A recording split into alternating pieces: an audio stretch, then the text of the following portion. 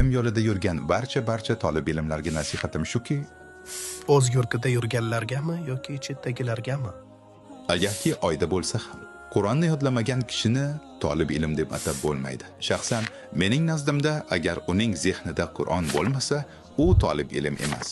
Men faqat fiqhiy hukmlarga oid oyatlarni yodlayman demasin. Yo'q, bu yetarli emas. Qur'onni to'liq yodlash kerak. Qur'onni yodlasangiz, siz uchun barcha ilm eshiklari ochiladi. Ana undan keyin xohlaganingizcha dars o'qing. Istagan narsangizni yod oling, lekin Qur'onni yodlash shart. Bizning yurtimiz Marokashda talabalar orasida chiroyli bir tushuncha bor edi. Qur'onni yodlamagan odam avom, ya'ni oddiy inson deb hisoblashardi. Xoh u universitet professori bo'lsin. Ha, yana bir narsa. Qur'onni yodlamagan odam taroveh namozida imom ham bo'la olmaydi. Ha, albatta.